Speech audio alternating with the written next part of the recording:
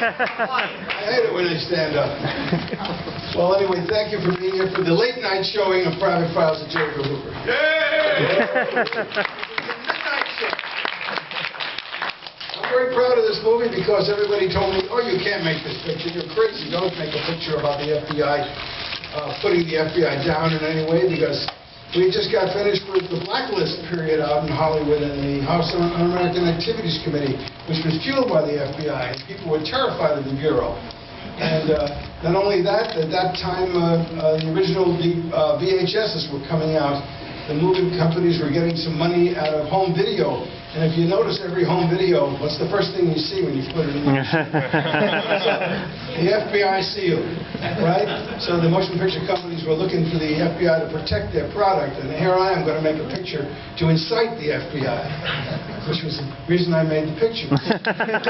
Everybody says, oh, you can't do that, and so nobody gave me any money, so I decided to make it anyway. So without any money, I got Mr. Broderick Crawford and Dan Daly and Jose Ferrer and a few others, and we headed down to Washington, D.C. I figured if I had these name actors in the picture, maybe I'd be able to raise the money if I started shooting the picture.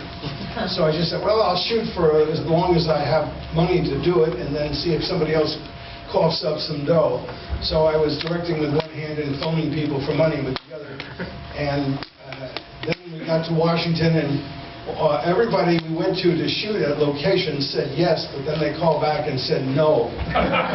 Because they got wind that it was the J. Edgar Hoover story, people got scared.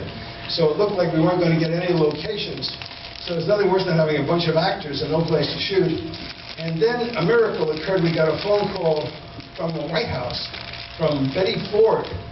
And she was a big musical comedy fan. She'd been a chorus girl at one time, and she loved Dan Daly, who was playing Clyde Tolson in the movie. And Dan Daly had been a big musical star at 20th Century Fox, usually opposite Betty Grable. And Mrs. Ford wanted to invite Broderick Crawford and Dan Daly to the White House for lunch with President Ford and Kissinger. So I told them, sure you can go, guys. I got a limousine for them, and I said, well, it's tomorrow. So I got on the phone immediately. I called up the FBI Public Relations. I said, we want to shoot in the Justice Department building and at the Quantico Training Academy and in Mr. Hoover's office. But we can't shoot there tomorrow because the two stars are having lunch with the president at the White House. And they say, well, hold on a moment. And they come back on the line. Well, when would you like to shoot? In those 2 days before and the day that they were at the White House, I managed to get permission to shoot every place in Washington that I wanted to go. Thank God for Betty Ford, and I didn't have to go to her rehabilitation clinic. It was a wonderful thing. And then we started off to shoot. Now in this picture, everything's authentic. That's really J. Edgar Hoover's office. That's the FBI building. That's really the Quantico. That's the FBI lab. When they go to the Mayflower Hotel, where incidentally the New York governor was nailed recently, that's the actual table that Hoover sat at luncheon. That's the waiter who waited on him, and the barber who cuts his hair is the real barber in the real barbershop. That's Hoover's house. We actually shot at the home of J. Edgar Hoover. We pulled up in front of the house with all the equipment and the stars. I knocked on the door. The poor little maid opened the door. We're here to shoot the movie, I said. Hoover was dead a couple of years by now, but the house was still there, and all his belongings were still in the closet, and he was all his stuff was still around exactly as it was when he lived there. We had no permission to shoot there, but the poor maid figured if we saw all these movie stars and all this equipment that we had to be let in, so we went in the house and we shot. With no permission. This is true.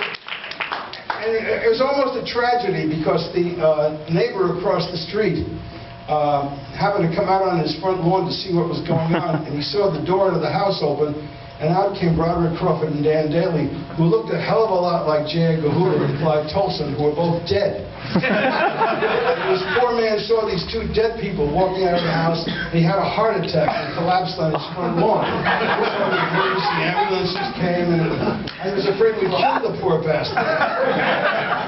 But this is just, you know, some of the occasions of of making this film.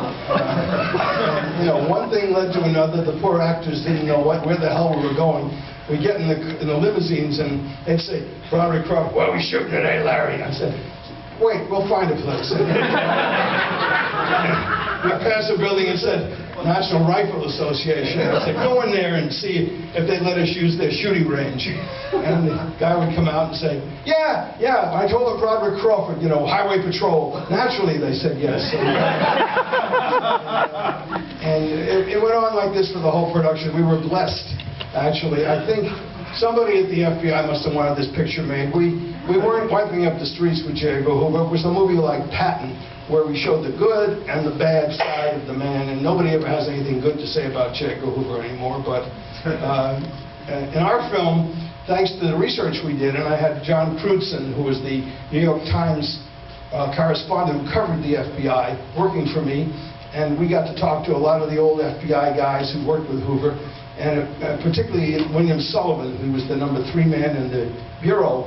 And we went to his house up in New England, stayed in his child's room for a few days, and he gave me all kinds of information, including the fact that the information that brought down President Nixon in Watergate actually came from the highest echelons of the FBI. Now this has finally come to pass and been revealed that Clyde Tolson was Deepthroat, but we had this in the movie 30 years ago. And if you look at the end of the picture, the errors and omissions insurance people wouldn't let me name Clyde Tolson as Deepthroat. So the best we could do is put in a newspaper headline. If you look underneath the headline, it says, "Clyde Tolson denies he's Deepthroat." This is as much as we were allowed to do by the insurance company. But the truth of the matter isn't even out now, because Tolson was only really doing the bidding of Hoover. And Hoover had died, and Tolson had retired, and the actual handing out of the information to Woodward and Bernstein was done by their right-hand man, which was Tolson. So the basic information that brought down Nixon really emanated from the highest echelon of the FBI, and that was J. Edgar Hoover. Even though he had passed away, his legacy was the destruction of the Nixon administration. And before they brought Nixon down, the FBI leaked the information that got rid of Spiro Agnew, who was the vice president, who was kicked out of office. So the FBI brought down the entire administration. Even with today's revelations, nobody wanted to mention J. Edgar Hoover or Clyde Tolson. But I think that Woodward and Bernstein knew that that's where the information came from directly. That's why they nicknamed their source Deepthroat. It was their little inside joke about Tolson and Hoover being homosexuals. And, incidentally, there's no actual evidence that that was true. They were certainly old bachelors who hung out together, and they went to ball games, and they played cards, and they loved to go to the races. But but these are, you gotta realize that you're talking about people who are from another era, people born before the turn of the century, before 1900. When people who didn't get married lived at home with their parents till they died. When women never moved out of the house unless they got married. And very often when people got married, they moved back in with their parents. Things were different in those days. And if you didn't get married, it didn't necessarily mean you were homosexual in those days. You could have been what they called a bachelor. There was such a word in those days as bachelor. I think Hoover and Tolson were basically old-fashioned bachelors who just hung out because they were just lonely old men. And the stories about J. Edgar Hoover dressing in women's clothes, totally a lie. And only one source, and that was in a book by Anthony Summers, and he got the information from a drunken old woman who had been convicted of perjury and had been married to one of J. Edgar Hoover's best friends, Rosenstyle, who had Shenley Liquors, and she'd been suing that guy for 10 years for a divorce settlement, and claiming he was a homosexual, and claiming that her previous husband was a homosexual too. So, yes. Why did